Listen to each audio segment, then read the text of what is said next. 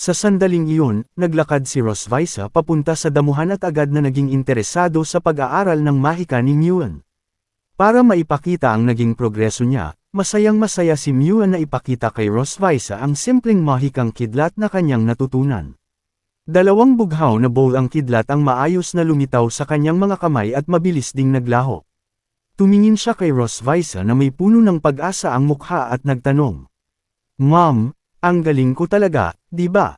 Nang makita ni Rosvisa kung gaano kabilis na ipakita ni Muan ang kanyang natutunan, bahagyang lumaki ang kanyang mga mata sa gulat. Hindi niya inaasahan na ganoon kabilis ang pagkatuto ni Muan.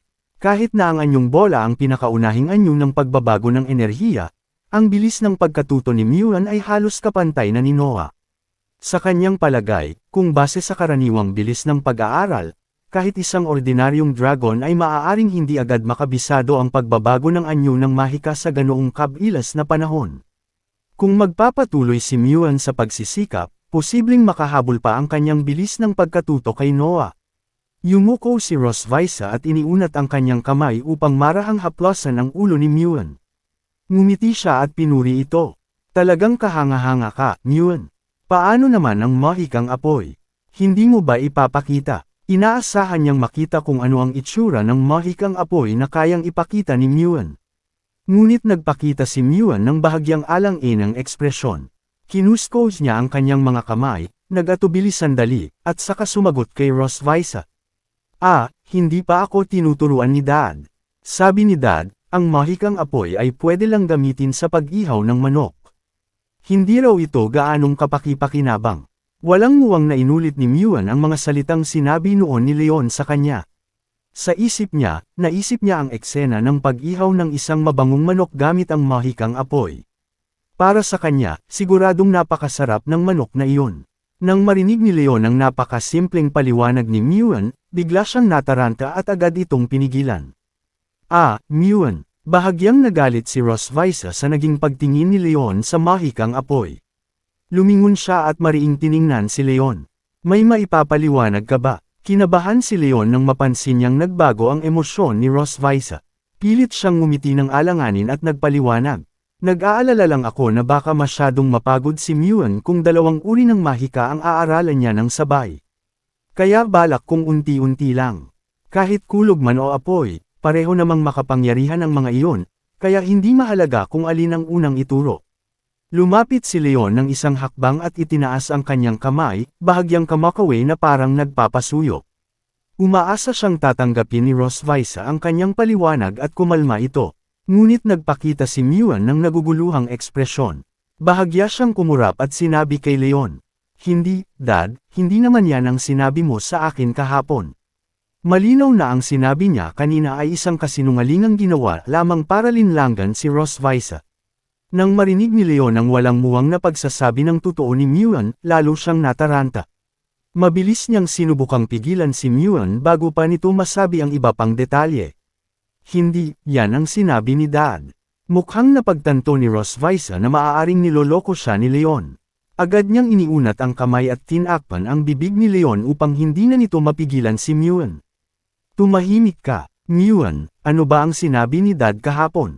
Sinubukan pa rin ni Leon na pigilan si Muan na ibahagi ang mga sinabi niya kahapon.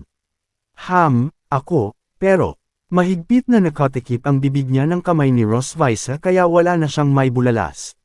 Hindi alam ni Muan kung bakit interesado si Rosvisa sa mga sinabi ni Leon, at hindi rin niya maintindihan kung bakit sobrang sensitibo nito. Dahil tinanong siya ni Rosvisa, sinagot niya ito ng tapat. Nag-isip siya sandali, saka ibinaba ang ulo at iniunat ang kanyang mga daliri, isa-isang binanggit ang lahat ng negatibong sinabi ni Leon tungkol sa mahikang apoy. Sabi ni Dad, masyadong simple raw gamitin ang mahikang apoy. Madali lang daw itong matutunan at wala raw gaanong pakiramdam ng tagumpay kapag inaaral. At mas hindi raw ito praktikal kumpara sa mahikang kidlat. Sabi pa niya, tanging mga bobong dragon lang ang magfo-focus sa mahikang apoy. Lalong nagalit si Rosvisa nang marinig ang napakaraming negatibong sinabi ni Leon. Nang mapagtanto niyang tila sinasadya pa nitong litiin ang mahikang apoy, halos hindi na niya mapigil ang nag-aalab na galit sa kanyang dibdib. Hinaplos niya ang kanyang palso at tumingin kay Leon nang may mabangis na ekspresyon, saka nagsalita. Bob-ong Dragon, sino ang tinutukoy mo? Kinabahan si Leon. Tahimik siyang tumalikod, ayaw makipagtinginan kay Rosvisa. Ramdam niya ang nag-aapoy na presensya sa likuran niya. Biglang sumugod si Rosvisa kay Leon at inabot ang kanyang ulo, marahas na ginulo ang kanyang buhok. Kinagat pa niya ang ulo nito upang ilabas ang galit. Napangiwi si Leon sa sakit. Gusto niyang tumakas pero mahigpit siyang hawak ni Rosvisa. Wala siyang magawa kundi bahagyang iwagayway ang kanyang kamay. Nang makita ang ginagawa ni Rosvisa, naging mausisa si Muan. Nagtanong siya, Mom, bakit parang gusto mong kainin si Dad? Nang marinig ang sinabi ni Muan, napatigil si Rosvisa. Huminto siya sa pananakit kay Leon. Parang bigla niyang naisip na hindi magandang makita ni Muan ang ginagawa niya, lalo na para sa pisikal at mental na kalagayan nito. Hinablot ni Rosvisa ang damit ni Leon at kinaladkad siya palayo. Balak niyang lumipat sa ibang lugar at doon lubusang disiplinahin si Leon. Sinabi niya kay Muan, oras na ng pahinga. May kailangan akong ayusin kasama si Dad. Ikaw muna ang makipaglaro kay Ana. Tapos na ang klase. Masayang sumagot si Muan. Okay. Pinanood niya ang papalayong likod ni Rosvisa at Leon at marahang kumaway bilang pamamaalam. Hindi nagtagal, dumating ang gabi. Oras na ng hapunan at si Rosvisa mismo ang nagtungo sa kusina upang maghanda ng pagkain para kina Leon at Muan. Inilapag niya ang paboritong steak ni Muan sa harap nito, at pagkatapos ay sunod-sunod na inilagay ang mga pagkaing gulay sa harap ni Leon. May inihaw na talong, ginisang talong, piniritong talong, at salad na may carrot sa mesa. Malinaw na lahat ng iyon ay mga pagkaing ayaw kainin ni Leon. Nang makita ni Leon na puro talong at carrot ang nasa harap niya, napangiti siya ng pilit. Sa sandaling iyon, magulo ang kanyang damdamin. Ito na ba ang tinatawag na alamat na huling pagkain? Mukhang matapos ang nangyari kanina, hindi pa rin siya pinapatawad ni Rosvisa. Tumingin si Leon kay Rosvisa at tahimik na nag-isip. Hindi ko lang naman tinuruan ng mahikang apoy ang anak natin. Bakit parang pinaparusahan niya ako ng ganito? Napansin ni Rosvisa ang titig ni Leon, pero pinili niyang magkunwaring walang alam sa gusto nitong sabihin. Habang kumakain ng salad, nagsalita siya. Bakit ka nakatingin sa akin? Kumain na tayo. Walang ganang kumain si Leon. Napangiti siya at sinabi kay Rosvisa, wala akong masyadong gana ngayon, kaya ayoko munang kumain. Hindi pumayag si Rosvisa. Kumuha siya ng isang piraso ng talong gamit ang tinidor at sinabi kay Leon. Hindi pwede. Pagod ka buong araw. Kapag hindi ka kumain, hindi kakayanin ng katawan mo. Tumingin si Leon kay Rosvisa nang may hindi kasiyahan, pero wala siyang masabi. Lumingon si Rosvisa kay Muan na abalang kumakain ng steak at nagtanong, Muan, sa tingin mo ba dapat kumain si Dad? Marahang inalag ni Muan ang kanyang tinidor at seryosong sinabi kay Leon. Dad, tinuro mo sa akin na mahalaga ang 3 beses na pagkain sa isang araw.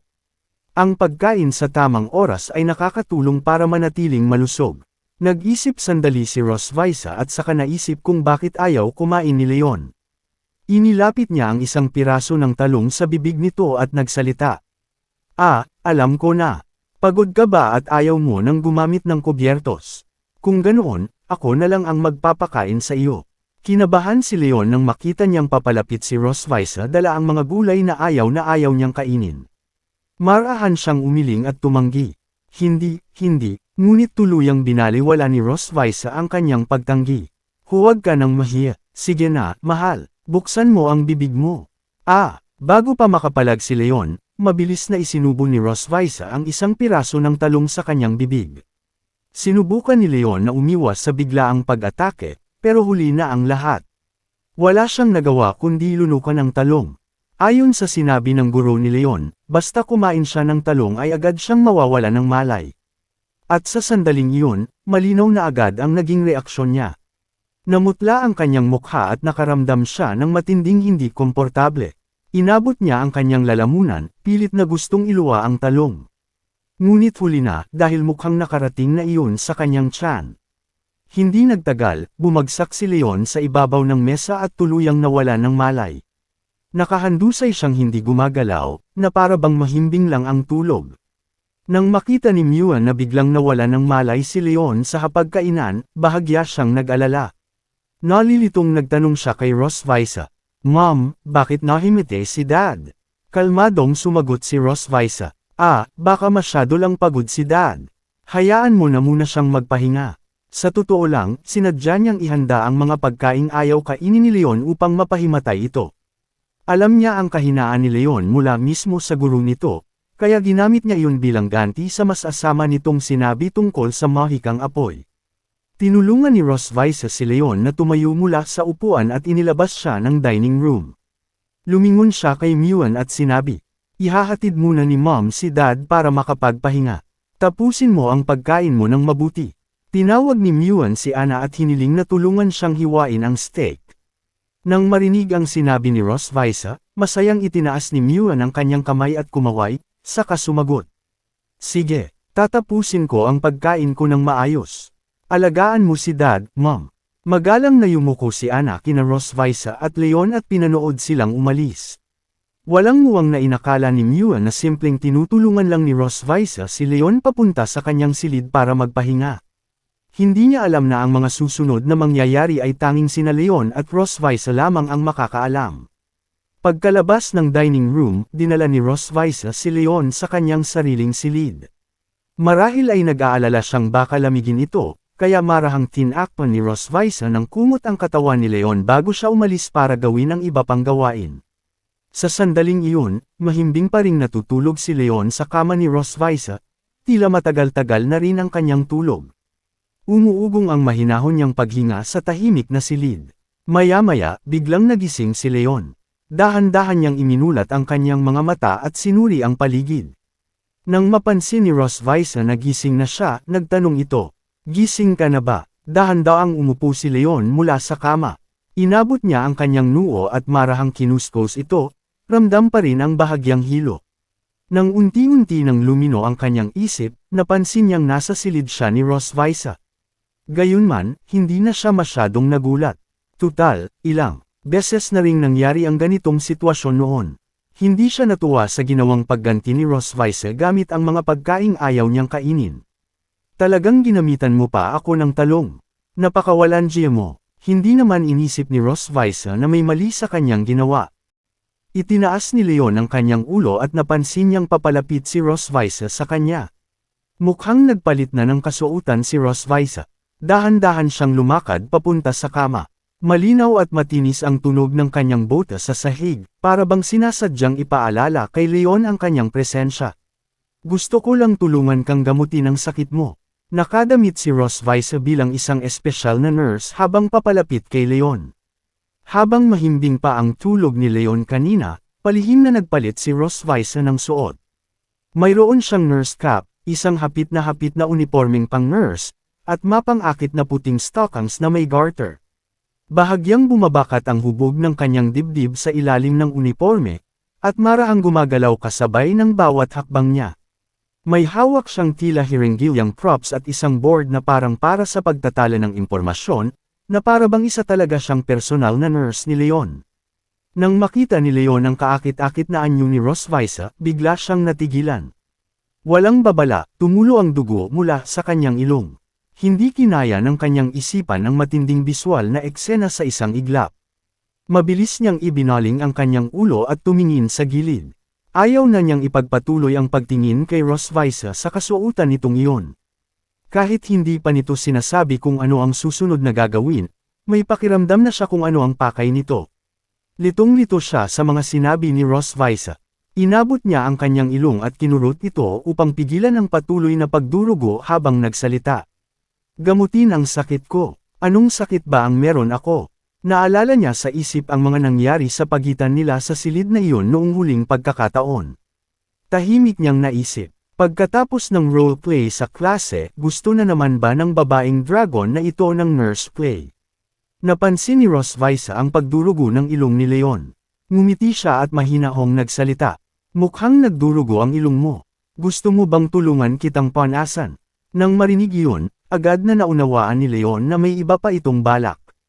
"Lintik na babaeng dragon, talagang marunong kang maglaro." Nagpakita si Leon ng hindi natutuwa. Itinaas niya ang kamay at marahang pinunasan ang dugo sa kanyang ilong, saka sinabi kay Rosvisa. Hindi na, magpalat ka na agad ng suot mo.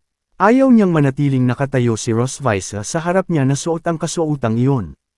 Ngunit wala sa balak ni Rosvisa na magpalat ng damit. Palihim siyang ngumiti, tila handa na siyang simulan ang kanyang plano.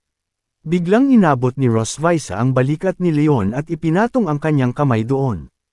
Bago pa man makapag-react si Leon, mabilis niya itong itinulak pababa sa kama. Nabigla si Leon sa ginawa ni Rosvisa. Bahagya siyang napamulagat at tumingin sa kanya, hindi maintindihan kung ano ang biglang nangyari. Pinanatili ni Rosvisa ang kamay niya sa balikat ni Leon upang hindi ito makawala. Pagkatapos, umakyat siya sa kama at umupo sa ibabaw ng katawan ni Leon para masigurong hindi ito makakatakas kapag nalingat siya. Sinubukan ni Leon na kumawala sa pagkakahawak ni Rosvisa, ngunit sa sandaling iyon ay wala siyang pagkakataon. May babala siyang sinabi sa kanya, "Ginoong Leon, makipagtulungan ka sa gamutan." Kinuha ni Rosvisa ang board na ginagamit sa pagtatala ng impormasyon at kunwari nagbasa-basa ng ilang pahina, na parang sinusuri ang dati nitong medical record.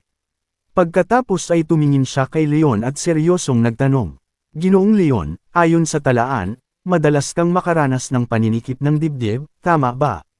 Tumingin si Leon sa sarili niyang dibdib, saka kay Rosvisa na nakaupo sa ibabaw niya. Nalito siya sa tanong nito. Tiningnan niya ito ng seryoso at sumagot, "Nakasakay ka na sa ibabaw ko. Siyempre mararamdaman ko ang paninikip ng dibdib."